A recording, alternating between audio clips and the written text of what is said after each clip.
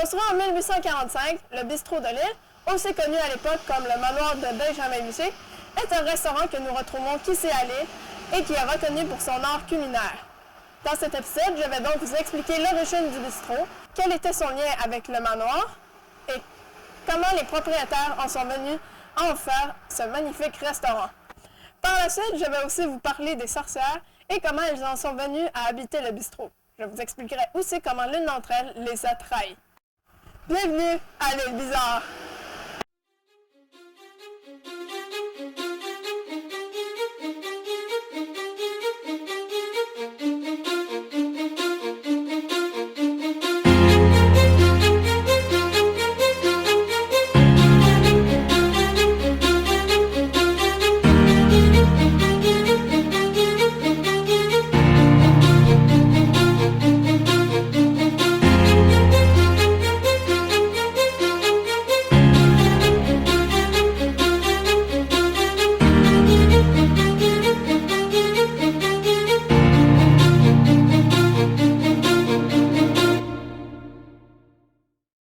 Durant les années 1840, Denis Benjamin Vigier décide enfin de se faire construire un manoir à l'île pour mieux pouvoir la gérer. Il s'agira de sa demeure et de son lieu de travail. La construction débutera dans les années 1842-43 et se terminera en 1845 durant la Deuxième Guerre mondiale. La construction aura été supervisée par un homme prénommé John Knuckle, qui aura aussi été celui ayant créé les plans. Il deviendra par la suite le gérant de la seigneurie. Il deviendra comme le maire de nos jours et aura à gérer les plaintes et les travaux à l'île, ainsi que conserver l'harmonie entre les censitaires. Il devra aussi s'occuper du moulin de l'île qui, désormais, n'existe plus. À savoir que ce moulin produisait 2 livres de pain par jour par personne. Il y aura aussi plusieurs invités de marque qui se rendront au manoir pour arranger certaines choses importantes. Pour en savoir plus, j'ai décidé de rencontrer M. Laniel.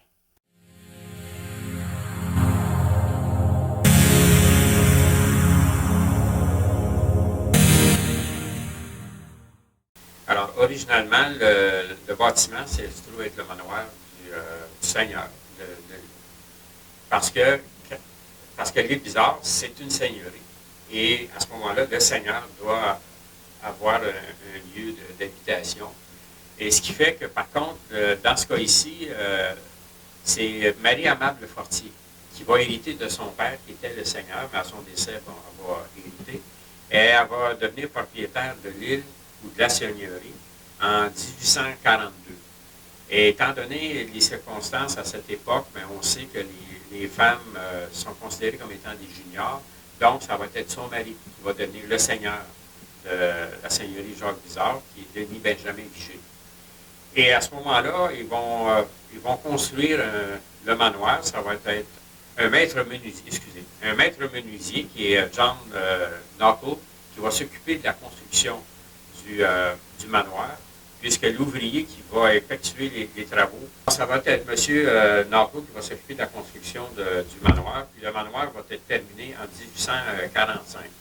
On parle du bistrot 1843 parce que ça fait référence à la construction du manoir. Mais il faut savoir que, dans le fond, en 1843, on est dans le processus du début de la construction. Donc, on va dessiner les plans, on va décider des matériaux qu'on va utiliser pour sa construction. Mais le chantier va être terminé en 1845. Et c'est l'endroit, dans le fond, Denis Benjamin Vigier et son épouse Marie-Amable Fortier, eux autres habitent à Montréal. Alors, ce qui fait qu'avec le temps, ça va être John Knuckle qui va devenir le gérant de la seigneurie parce que ça prend quand même quelqu'un en place pour répondre aux censitaires, à toutes sortes de besoins. Parce que, dans le fond, le gérant devient un peu le maire on pourrait comparer ça à un maire aujourd'hui dans une municipalité. C'est lui qui doit prendre les plaintes et faire en sorte que les travaux, s'il y a des plaintes, bien, s'il y a des choses à réparer ou quoi que ce soit, bien, c'est le gérant qui va voir à déléguer une personne pour faire les travaux. Et aussi, des fois, essayer de conserver l'harmonie entre les censitaires. Parce que des fois, il y avait des petites chicanes de clôture. Il y avait toujours un qui tassait un petit peu sa clôture de roche pour avoir un petit peu plus de terre. Alors là, à ce moment-là, bien, le seigneur ou le gérant qui représentait le seigneur bien, devait voir à régler le problème. Et puis aussi, ben, le gérant, ben, c'est lui qui fait en sorte que le moulin à farine puis le moulin à scie va fonctionner. Parce que les censitaires, ben, ils veulent faire moudre leur grain en passant pour avoir de la farine, pour pouvoir produire leur pain. Parce que le pain, à cette époque-là, c'est peut-être intéressant à mentionner, la moyenne de consommation par individu est à peu près de 2 livres de pain ou 1 kilo, si vous voulez, par personne par jour. Alors, ça représente quand même ça prend beaucoup de farine pour pouvoir suffire aux familles à l'époque. Et Denis Benjamin Vigé, ben, va quand même venir avec son épouse à la seigneurie avec des invités quand même de marque. On va avoir, entre autres, Louis-Joseph Papineau qui va venir parce que faut savoir que Denis Benjamin Vigé, sa mère, c'est une chérier, puis la mère de Louis-Joseph Papineau, c'est aussi une chérier. Donc, c'est tous des cousins et des cousines. La famille est immense. Même le premier évêque de Montréal, qui est Jean-Jacques Artigue, ben, c'est un cousin de Denis Benjamin Vigé. Alors, ce que je veux dire, le monde politique, à cette époque-là, qui étaient les personnes importantes, qui étaient surtout avec le Parti des Patriotes, on sait ce qui est arrivé avec les Patriotes en 1837-1838, mais ces gens-là, les têtes dirigeantes, si on veut, du mouvement des Patriotes, mais plusieurs venaient à l'île Bizarre, au manoir. Et puis, la façon que ça fonctionnait, ben, ils partaient de Montréal, ils s'en venaient avec leur voiture, leurs chevaux, ils laissaient leur attelage du côté de Sainte-Geneviève, ils prenaient le chaland ou le traversier, et puis ils traversaient la rivière, puis s'en allaient vers le manoir.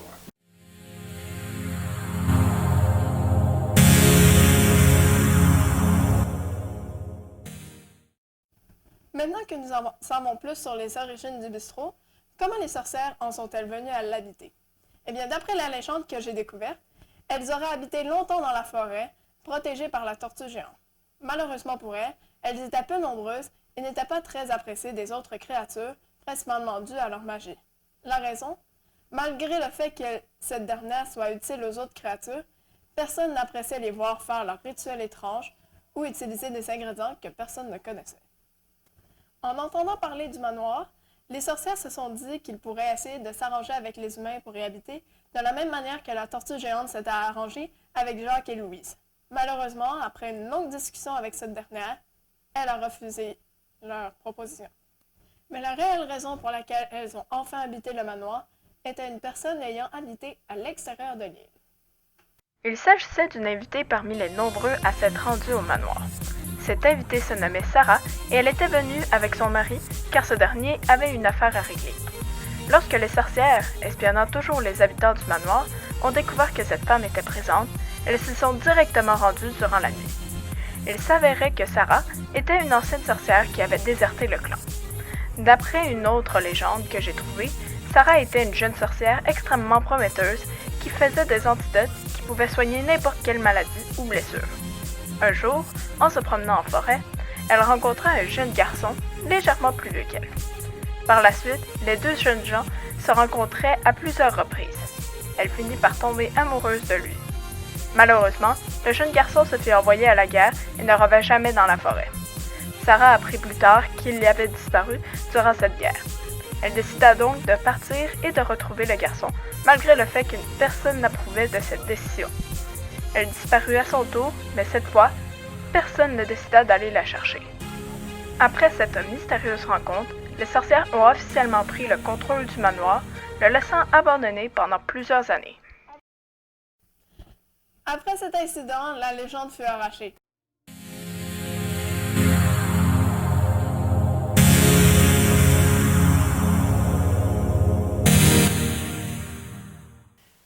Ben là, je vais peut-être vous apprendre quelque chose de bien spécial. C'est à croire qu'il y a des sorcières à l'île. Eh bien oui, elles y sont présentes au grand désarroi des gens du bistrot. Autrefois, c'était le manoir aux grosses pierres transporté par un gros cheval blanc. Ce gros cheval, on l'a toujours soupçonné comme étant le diable. La raison est fort simple, puisqu'il n'a jamais été béni par le curé de la Borette. Un soir, le cheval blanc apparaît à toute épouvante avec un gros voyage de pierre grise, prête à la construction du manoir. Le manoir comprend 4 grosses cheminées par lesquelles les sorcières s'introduisent dans le bâtiment qui devient au fil des années le bistrot 1843. Pourquoi l'année 1843? Eh bien, c'est l'année où le seigneur du temps ordonne à son gérant de griffonner ou de dessiner les plans du bâtiment. Les 4 grosses cheminées prennent bien de la place sur le bâtiment. Elles sont utiles au chauffage et à la cuisson pour la préparation des repas lors des réceptions. Un jour, la sorcière Sarah disparaît à jamais. Mystère. En quittant le manoir, elle perd ses pouvoirs et reprend ses qualités d'humaine. Suite à une soirée festive et bien arrosée, elle tombe malade et meurt. On a toujours prétendu que c'est une des sorcières qui l'aurait empoisonnée par vengeance d'avoir quitté ses consoeurs. Au fil des années, les sorcières s'activent la nuit dans les chambres du manoir. À la suite du décès de Sarah, elles conservent les histoires de ceux et celles qui passent au manoir. Elles s'en servent pour créer des malaises, des malentendus entre les gens visitant le manoir lors des réceptions et des rencontres pour la remise des rentes et des censes au seigneur de l'île. La tortue géante intervient pour rétablir la tranquillité au manoir. Elle demande aux fées de l'agriculture de produire un breuvage spécial d'une couleur attirante. Elles choisissent le bleu royal. C'est une des couleurs préférées du Seigneur. Malheur pour les sorcières. Une à une, elles meurent après avoir ingurgité ce breuvage empoisonné à base de pesticides. Aujourd'hui, le bistrot 1843 est libéré des sorcières et de plus le propriétaire a condamné les fameuses cheminées afin de ne plus être importuné par d'éventuelles sorcières peut-être encore vivantes dans l'île.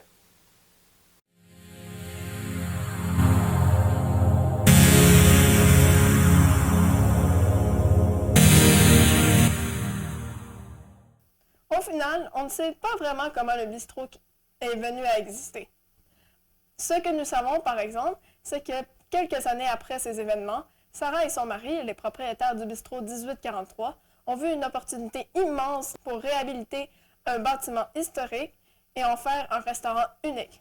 Après quelques années de réparations intérieures et extérieures, le bistrot est enfin venu à exister. J'ai donc décidé de les rencontrer pour savoir comment ça fonctionnait ici. Bonjour, mon nom est Sarah. Je suis propriétaire ou copropriétaire du bistrot 1843 à l'île Bizarre.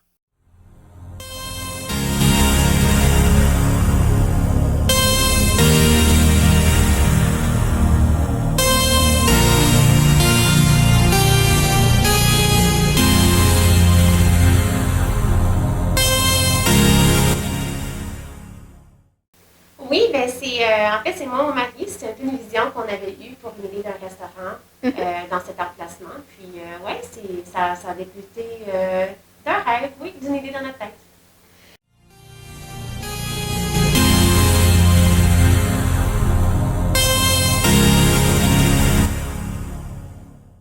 Oui, c'est sûr que on a beaucoup de choses à réfléchir. Il y a beaucoup d'aspects pour développer et pour faire fonctionner un restaurant.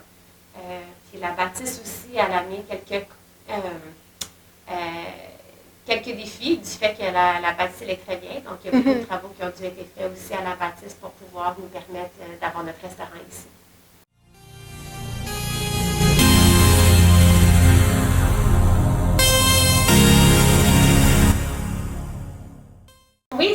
qu'on connaissait déjà. La maison existe depuis tellement longtemps, donc on était déjà au courant de l'historique de la bâtisse. Oui.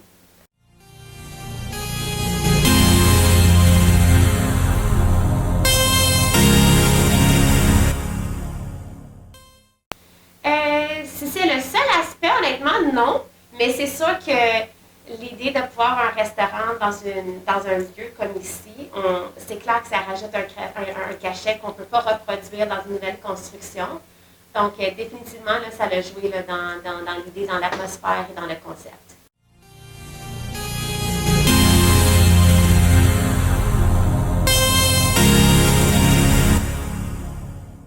OK, c'est sûr que pour ce qui est du menu, on se fait toujours sur... la qualité a toujours été quand même très importante pour nous. On va rechercher des produits aussi de qualité, des produits qu'on aime, des produits qu'on peut mettre en valeur aussi. Donc, en termes de chair, c'est sûr que ça dépend avec quoi on le compare, mais c'est sûr qu'on s'assure de quand même donner une très bonne qualité de produit. On a un menu à la carte qui reste le même. On a une table d'hôtes sur laquelle qui change à chaque semaine. Donc, il y a une belle variété là, qui se présente au menu table d'hôtes qui change avec les produits qu'on a, avec les saisons, avec ce qui inspire le chef. Donc, on a un petit peu de changement qui se passe au niveau de la table d'hôtes, tandis que le menu à la carte, on le garde un petit peu plus classique, un petit peu plus le même.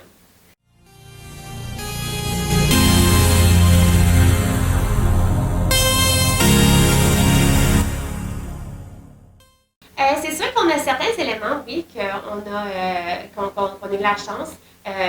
Quand on parle de produits, évidemment, c'est plus genre les légumes, les fruits et les légumes. Donc oui, dans le passé, on a eu différents arrangements avec un fermier Salé-le-Bizard qui nous a pu nous fournir des légumes pour nos plats. Et puis nous-mêmes, on a aussi un potager à notre maison. Et donc, on essaie de pousser aussi plusieurs choses qu'on peut utiliser nous-mêmes ici dans le restaurant.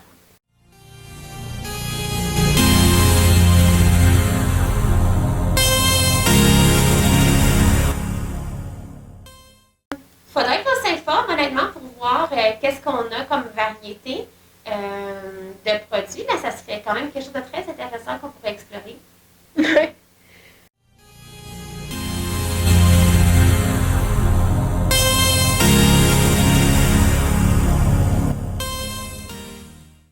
C'est donc ainsi que le manoir de Denis Benjamin Vigé devint le bistrot que nous connaissons tous à l'île.